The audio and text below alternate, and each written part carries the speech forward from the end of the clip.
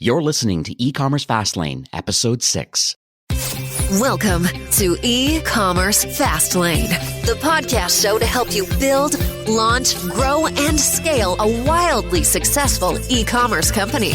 Listen to real conversations with proven practical strategies and success stories. Learn how to generate more traffic, more sales, more profit, and customer lifetime value for your Shopify store. And now, your host and e-commerce entrepreneur, Steve Hutt. Hey there, it's Steve again, and welcome back to the E-commerce Fastlane podcast. And if this is your first time listening, this is an e-commerce show where we have honest and transparent conversations about building and thriving online with your Shopify store. New episodes are available each week in iTunes, Stitcher, SoundCloud, Spotify, or available online at ecommercefastlane.com. On today's episode, have you ever wondered who your customers really are, or how you can find the most influential and valuable customers from Shopify? Well, that's exactly what we're going to discuss today. Today, I'm chatting with Blaine Farr, and he's the Chief Operating Officer of a platform called Woolly. And what they do is they kind of match customers in Shopify to the complete social profile to help store owners build lasting relationships, and then run influencer marketing campaigns through their most kind of valuable customers. And, he's going to talk today about, how to get started with influencer marketing, really using your existing customers. So Blaine, welcome to the show. Thank you. I'm really excited to be here, Steve. Great. So tell me a little bit about Woolly and kind of like how this platform was born, executive team, or kind of any past experiences. It always intrigues me how people develop a platform to help others in marketing. Yeah, certainly. So Woolly was started by my partner, Scott Paul. He was one of the pioneers in influencer marketing, and he started one of the first influencer marketing platforms called Instafluence, which he sold to Disney in 2015. He knows the space better than anyone I know. And at Disney, brands were coming to him all the time saying, hey, we want to find these influencers with huge followings, high engagements. And he says, yes, I can do that. Yes, I can do that. And then they'd say, okay, they also need to wear our clothes, drive our cars, love our brand, eat our food, whatever that may be. And he'd pause for a moment there and think, okay, how can I get that information? They're your customers. Shouldn't you know who your most valuable customers are? And this kind of kept coming up over and over again with some of the biggest brands in the world. And what Scott would do is they'd go out and they'd buy a phone for an influencer, or buy a car, or buy some food so that they could eat it and claim to be a client. But he saw firsthand how sometimes ingenuine some of those campaigns would be, and kept wondering, how can we help brands find those customers who really, really love their product and happen to have huge social influence? Because when they found that sweet spot, those influencers tended to drive the highest results and were great to work with for the company. Yeah, definitely. Yeah, that's an awesome story. And it does make sense because, you always wonder when you see some of these, I even call them celebrity endorsers. And, and I think the FTC is now getting involved with the Federal Trade Commission. Like it's such a wild west out there right now. And I can see, and I'll see the benefits now of Woolly. And that's the reason why I have you on the show today is it's amazing the benefits that can happen when you are learning about your existing customers and kind of what their social profile is. It really is a phenomenal a concept. So, it reminds me of one thing about influencers in general. Like you definitely read a lot online about kind of, I guess, the power of those influencers and kind of like how they're helping brands promote products. But can you kind of explain, there's a lot of different kind of language being used out there about difference between these micro influencers and macro influencers and celebrity endorsers, and there's lots of paid endorsements. So can you kind of give us kind of, I guess, the Coles notes or the Cliff Notes, kind of what really is the difference between an influencer and a micro influencer? Yeah, certainly. At the surface, it's pretty simple. A micro influencer tends to be someone with less than 100,000 followers. And traditional influencers, or those celebrity endorsers, or macro influencers, are those with more than 100,000. But it actually goes a lot deeper than this. As you mentioned, it's kind of been the Wild West. And initially, brands were very attracted to just working with the biggest, person who has the biggest following. And we've seen in the news lately, sometimes those followings are bought. Sometimes, that just because they have a lot of followers doesn't mean it's right for your brand or your audience. Mm-hmm. And that's where this rise with micro-influencers has come up. So first, micro-influencers tend to be much more connected with their followers. You'll see that they're in posts, they're responding to people, they're striking up conversations. And this leads to a higher engagement rate. They also tend to have a more niche and targetable audience. If you think of working with let's say LeBron James, and he has so many followers that span a wide range of demographics and psychographics. Whereas if you work with the local blogger who's talking about food in your city, or about mattresses, or talking about running shoes, that tends to be a very niche audience that you can target much more closely than you would be able to do with a larger influencer. Mm-hmm. And then finally, because these influencers are smaller, they tend to be much easier to connect with. Mm-hmm. You don't have to go through an agency, and they are more affordable and often open to trade and other types of collaboration that can help them connect with their followers and add value so that people continue to want to follow them and engage with them. I often think of this concept of effective reach. And I think of this as, okay, you may have a huge influencer, 10 million followers, but if they have a very low engagement rate and their audience is not very relevant to your brand, you're actually reaching a smaller number, very small subset with a message that hits home. Whereas when you're working with a micro influencer, they may be able to have a huge engagement rate and an audience that is very, very tailored to your brand or your product. So those actually even out. And then when you think about the cost benefit or the cost of working with each of those groups, there's, you just see so much more power going through the micro influencers right now. Yeah, definitely. Well, let's dig into that a little bit then. So how does the Woolly platform help Shopify store owners, being able to find these kind of influential customers or these super fans, so to speak, to help drive more revenue? Yeah, certainly. So this all goes back to that idea of your most influential fans or followers are going to be your customers. They're people who bought your product, they've spoken with their wallets, and they care about what you're doing. So what Woolly does is we take that basic customer information from Shopify and match it to that customer's social and psychographic profile. So we can understand, hey, this is Steve Hutt at Shopify.com, and we can match that up to your Instagram, your YouTube, your Twitter, your LinkedIn. Of course, we're not able to match every customer to every social profile, but we really are quite accurate in doing so. Brands can then use this information to identify and engage those influencers, VIPs, and execs who may have already bought their product. And when they do this, they've actually found often these customers are interested in collaborating for free instead of spending thousands of dollars to get them to post. I was talking with a client yesterday who said that they saw a big influencer or Instagram influencer, I think it was about 150,000 followers, who bought their product. They reached out that day and said, hey, I saw that you just bought this product. I've seen your Instagram feed. How are you liking the product so far? And she responded, absolutely love it. You guys are doing an awesome job. And he said, hey, would you mind posting about this? And within 5 minutes, she had posted an Instagram story featuring the product. And that's the type of experience that you can't get cold reaching out to an influencer. Yeah, and that's the challenge is, for me being in marketing and kind of helping a lot of Shopify store owners, that's one of the things that we talk about. It's a really hot topic right now about, how can I drive more kind of net new visitors to the website? How can I get more brand awareness? And, that's one of the big topics comes up about influencer marketing. And there's lots of platforms out there and kind of a crowdsourced kind of way of showing what they have for reach apparently, or what their engagement is.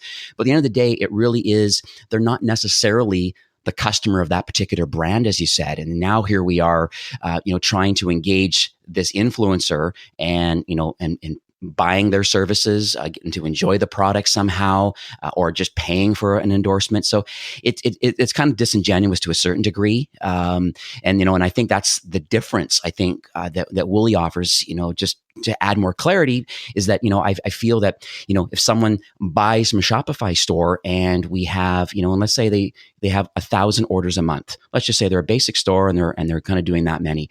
That's a lot of email addresses and a lot of social profiles that are available that you could then, and I think we'll dig into it a little later, but you can dig into that and then choose who you want to reach out to, or maybe even include something extra special in the box. So it's pretty interesting.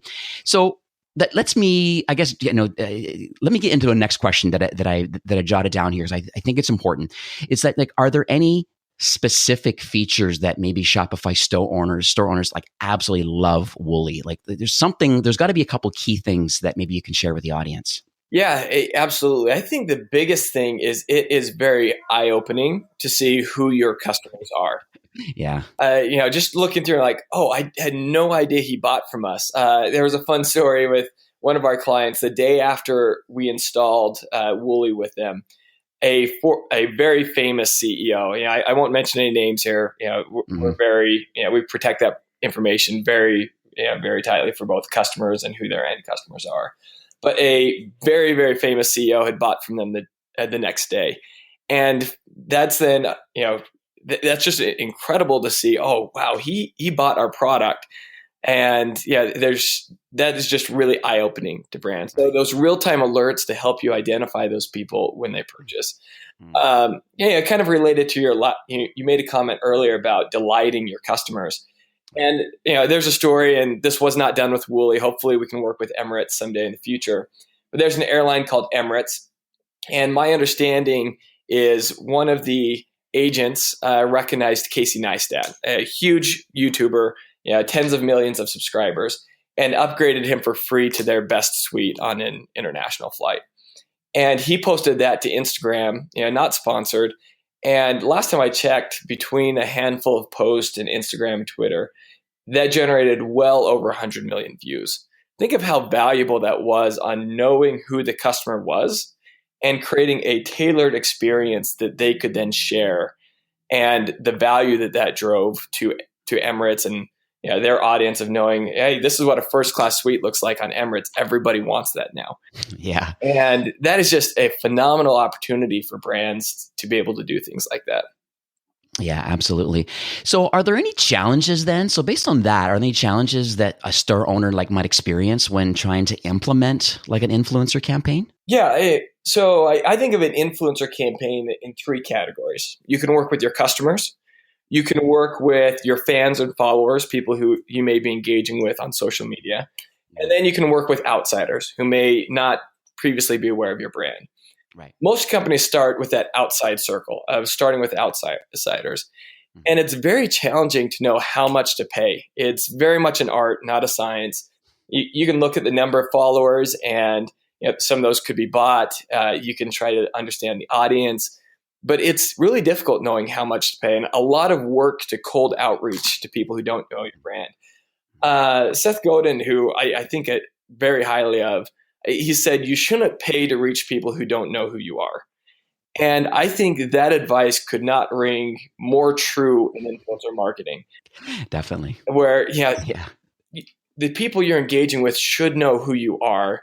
And if not, there should be some sort of campaign to help them know who you are before you start paying them money, if you pay them at all. Many of our brands have actually made the decision of we will not pay anyone ever. And we will compensate them with product. Sometimes they set up affiliate programs, so it's a pay for performance. But that's a very big challenge, and understanding the ROI on a campaign. Mm-hmm. Well, that's the thing. I have a lot of, once again, clients, merchants and stuff that come to me, and, they don't know how to measure the ROI of an influencer campaign. Do you have any insights at all on that? Well, again, this would be the Wild West in influencer marketing right now. Yeah. I see huge numbers sometimes floating around the internet on, 11 times higher ROI through influencer marketing. And these numbers, I think, can sometimes lead to inflated expectations And the reality is that it's actually much harder to calculate it than it is on a traditional digital marketing platform where you've got great link attribution and all of that. Mm-hmm. So first off, you need to think through, what is the objective of your campaign? Are you trying to drive sales or a number of followers? Are you trying to reach a really big audience so that they now know of your product and you can retarget them? Are you trying to educate an audience? And try to align the strategy of the campaign to what you're trying to accomplish. And along with that is choosing what channel, because each channel will have different metrics that you would evaluate. For instance, Instagram is phenomenal for reach and engagement. But when you think about it, a link in a story only lasts 24 hours. If an influencer posts a link in their bio, they'll usually leave it there 24, maybe 48 hours.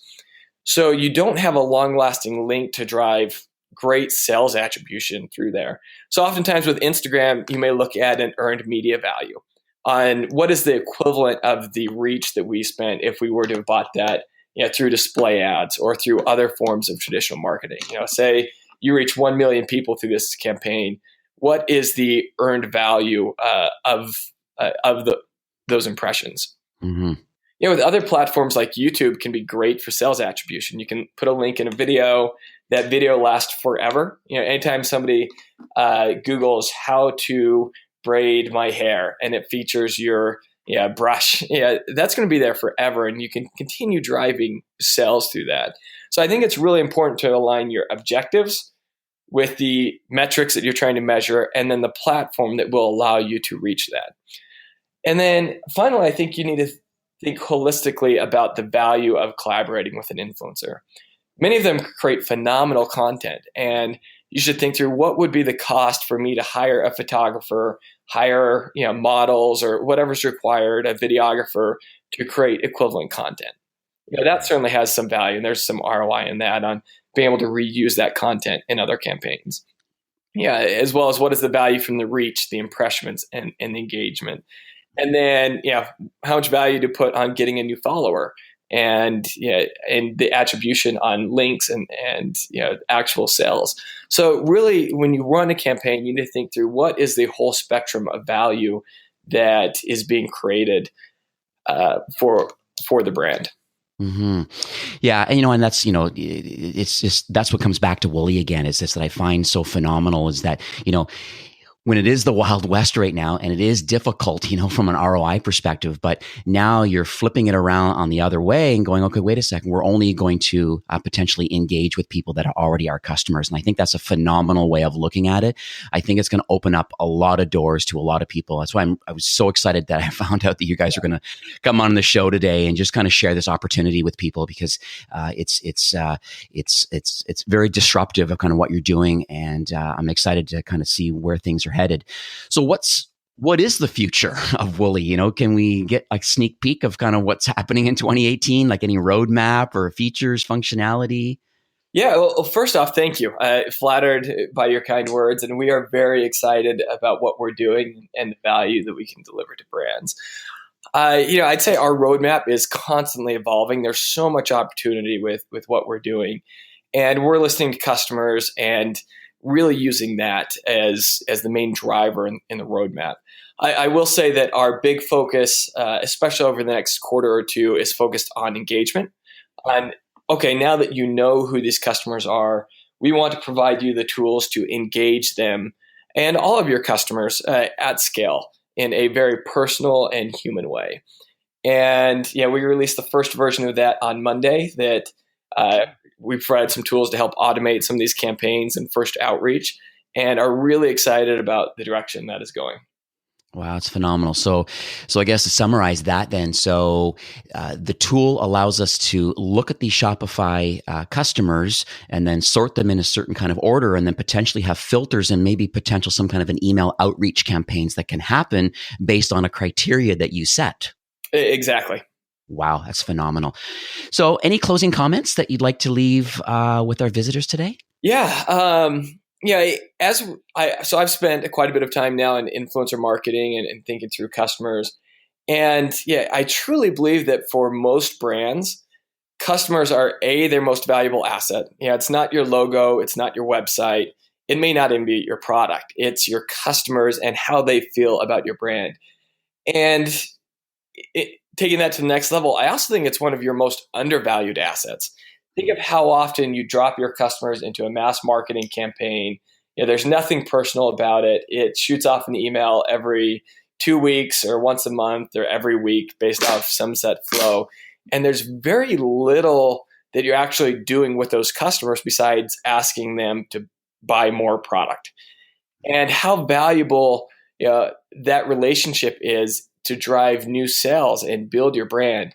At the end of the day, whether you're thinking about doing influencer marketing or not, you should be talking to your customers. You should be understanding what they love and encouraging them to share that with others. I heard someone a couple weeks ago say, your brand is not what your marketing team thinks it is. Your brand is what resides in the minds and hearts of your customers. And I really love that. And at the end of the day, influencer marketing can be an incredible tool. It's all comes back to this. How do you drive word of mouth and referral marketing at scale? That's what builds brand. Mm-hmm. That's what drives low customer acquisition cost. And that's what I think all of these stores need to be thinking about is how do you work with your customers, engage your customers, and help them have such a phenomenal experience that they want to talk about it, you and your brand, whether they're really influential or not. We've, as a final side note, one company we were talking with, they regularly work with huge influencers, hundreds of thousands, millions of followers. One of the influencers who drove the most sales was actually somebody with 2,000 followers. Wow. And they drove multiples of some of these larger influencers. So it's really about finding those fans, finding those people who love you. And whether you are using Woolly or not, and we'd love to have you check it out, but you should be doing this and truly engaging and delighting your customers. Wow. This has been a phenomenal interview, learning for me. And I hope the listeners take a lot of this to heart that, influencer marketing is not the future, it's now. And this is a really fantastic way, to find your influencers based on your existing customers. So how can we, myself, the listeners, how can we take advantage of the Woolly platform? Yeah, it's pretty easy to get started. Just go to woolly.com. That's WOOLY.com. And we're offering a free trial. I just mentioned Fastlane when you reach out to us, and we'll help you set up your account. It only takes a couple minutes to sync it up to Shopify and begin matching that information. And we'll sync a subset and then have a conversation about what your purposes are and how we can help out. Beautiful. Very kind. Thank you so much for taking time today to be on the show. I'm a raving fan of your platform, and as you know, I have quite a few merchants that are using the platform and are overjoyed with it. And you've really shared some kind of actionable insights for our listeners, and I really do appreciate that. Great. Well, I'm really happy to hear that. All right. Well, have yourself a great day, and thanks for coming on the show. Yep. Thank you very much, Steve. All right. Take care. Well, thanks for listening in today and learning all about Woolly. It really is an amazing platform that kind of converts emails into full searchable social media profiles, to help you identify influencers and kind of VIPs that are using your product. If you think about it, like here's the use case, someone buys from your store and, you appreciate the order and you typically would just ship out the product. But Shopify stores that are attached to Woolly can now be notified when an order comes in from somebody with more influence than maybe the average customer, like a certain amount of fans or followers. And then through automation or directly from the platform, you're now able to reach out and build a relationship with that person. And, they're already your customer. So you could grant access to an affiliate program so they can then share it with their followers and they kind of earn a commission, kind of for recommending the product, that they're already a customer for, or a loyalty and rewards program, to help kind of word of mouth. The ideas of engaging with your customers who have followers who would also like your products really truly is unlimited if you think about it. So it's now your turn to experiment with this tool, I think. And I think adding it to your store is a no-brainer. Like literally just go to woolly.com, WOOLY.com, create a free account, and then live chat with one of their customer service reps, and you will be granted kind of social matching for up to 1,000 customers. So if you don't have 1,000 customers yet, that's okay. This platform will, it quickly will start working in the background for sure, and it will share each of the social footprints for each of these new customers that you do get. And then you can kind of make some decisions on, how you would best like to work together. So I'm now 4 weeks into this new show, and I'm massively grateful. The downloads and reviews have begun to come in, and thank you so much for being a listener of the show. I truly appreciate you. If you haven't done so yet, if you could take a few minutes to subscribe on iTunes. It only takes a moment on your phone to subscribe, and I'd be so grateful if you could kind of give it a rating and a quick review for the show. A rating and review together really helps a new show like this kind of gain some visibility and some traction on iTunes. So if you could take a few minutes to do that, I'd be very much appreciated. And coming up next week, I do have a great chat with the folks from Klaviyo. We confuse it sometimes with Klaviyo or Klaviyo, and I've now learned it's actually Klaviyo. And it's an extremely popular email marketing platform with a very tight integration with Shopify. And they're going to talk more about kind of email automation and its capabilities kind of to increase sales and retention and, most importantly, kind of building brand loyalty. So it's a great episode you'll definitely want to listen to with an awesome offer too. Thanks again for taking time out of your busy day or your commute and listening to the show. I truly appreciate you and your desire to level up your skills and your knowledge with e-commerce and with Shopify. Until then, enjoy the rest of your week and take care.